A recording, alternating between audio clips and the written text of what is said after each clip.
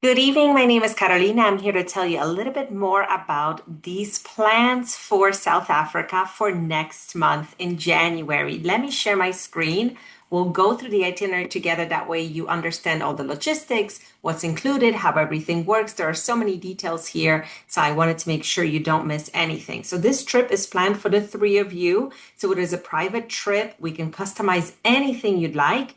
There are so many national parks in South Africa, so many different ways to do safari.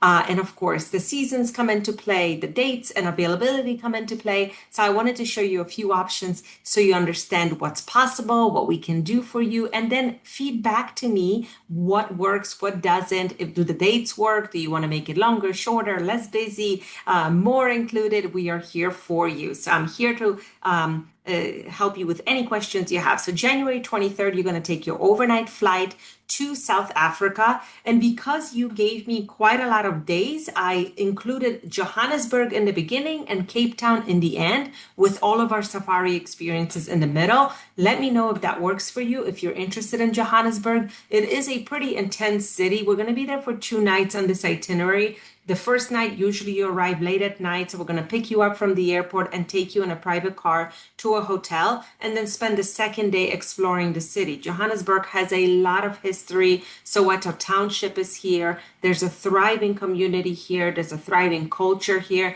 It's worthy of a visit. So if you are interested in the history of Johannesburg, in Nelson Mandela, we can go to his home, we can go to his museum, and you can learn a little bit more about this area and what happened here. It's worthy of a visit, but it's definitely not mandatory to start in Johannesburg. We can start in Cape Town and end in Cape Town if you want to have a more leisurely vibe, a beach vibe. January is peak summer in South Africa. So if you want to skip the city and focus on a coastal city instead, we can surely do that. So just let me know your thoughts. So after 2 nights in Johannesburg, we're going to have our guide pick you up and take you to the Madikwe Game Reserve. This reserve is about 4 hours from Johannesburg. It's worthy going there by land. I think the drive is quite beautiful, and you get to see the changing scenery leaving the city and going into town.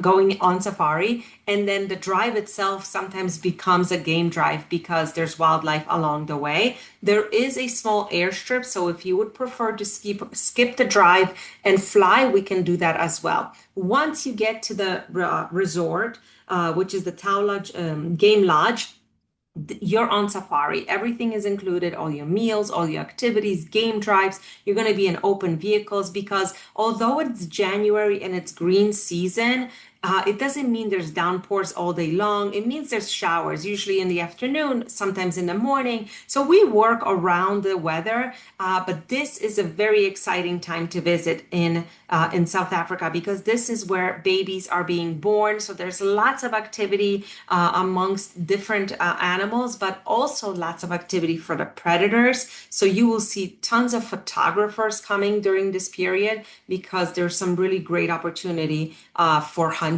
photography to be caught. So all of that will be included for you. You will be at this lodge for 4 nights. All your meals are at the lodge, and you're going to go out twice a day on game drives with your local game drive guides. So it comes with a driver and a scout, and then an English speaking guide to tell you all about the region, the wildlife, and so on. And it's a beautiful lodge. It's a 5-star resort, great food, great place to unwind after your game drives. It's a really great place to start. And Madikwe is a malaria-free part of South Africa. So sometimes that is a big deal to people, especially during rainy season when there could be mosquitoes. So if you're not wanting to take malaria pills, this is a great region. And I'll talk a little bit more about it later on.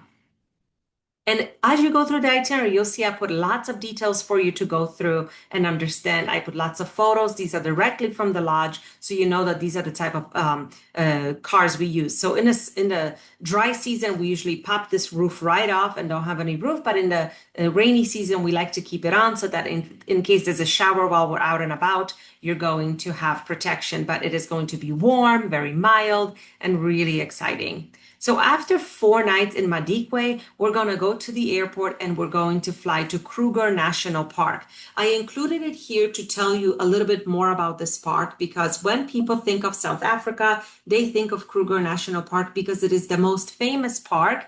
And I wanted to show you that it is possible to visit in January. It's exciting. There's lots going on and there's opportunities to stay at luxury lodges for a little bit less than at peak season. So in Kruger National Park, I have included 3 nights at the Shalati. And if you speak with Deanna, she's quite familiar with this lodge because she's been there a few times now. It is a very unique property right on a train track, luxury to the gills. Everything is included, wonderful drinks, wonderful food, great excursions. And of course, the location is quite unique. It is over it is on a bridge overlooking a river. So there's lots of things going on in the river. You will see animals coming to drink here. So it's a really lovely, lovely and unique location.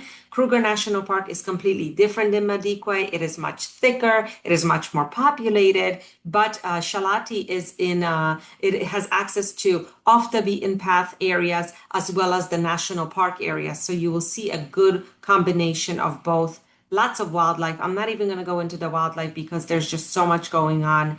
So you can go through these details to see what animals. But the big five will be covered probably in the first 24 hours. Lots of bird life, lots of activities, like I said, with calving season. And then after 3 nights in Kruger, we're going to fly to Cape Town and end on the coast. I have included 5 nights in Cape Town because your dates allow it, but you can tell me if this is too long or if you want to change something, please let me know. But I've included 5 nights with all of the highlights. So you will have a private tour of Cape Town, go to Table Mountain, ride the gondola to the top. You will go to Robben Island, which is a historic famous location. So if we were to change something and maybe skip Johannesburg, but you still want to learn about Nelson Mandela, Robben Island is the place to go. Another day we will spend in the vineyards. We're going to have a tour of the different towns, which are so charming and so beautiful. We'll do tasting, we'll do a beautiful lunch, and we'll even ride e-bikes from vineyard to vineyard, which is really exciting here.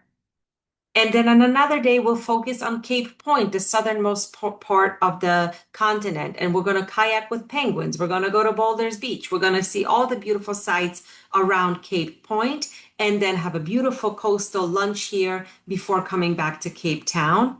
And then I left the 1 day free for you in Cape Town before day 16 when you fly home. So this is quite a long trip. This is a lot included from Johannesburg to 7 nights on safari to 5 nights in Cape Town. And so with everything that's included here for you, based on 3 people, the price is $14,299 per person. But I wanted to give you plan B before.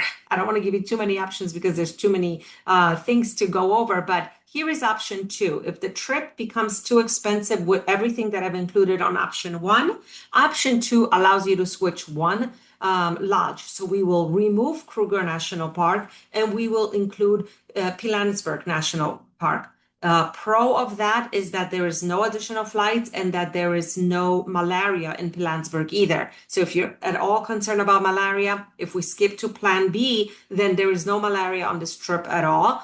The length of the trip is the same, the safari length is the same, but Bakenburg Bush Lodge is a beautiful rustic lodge. It's more of a 4-star. However, you would have 2 rooms there, so you'd have more space to spread out. So there's lots to include. Now, in order to bring the price down to $11,599, we would remove e-biking, kayaking, Robben Island, and the lunches. Everything else is included. Your private guiding throughout the sites are included. So let me know your thoughts, what works, what doesn't. I'm here to help you. Make sure this January trip goes off without a hitch, but you don't need any visas, you don't need any vaccinations. All you need is your passport, so it's quite easy. Thank you so much for listening and happy planning.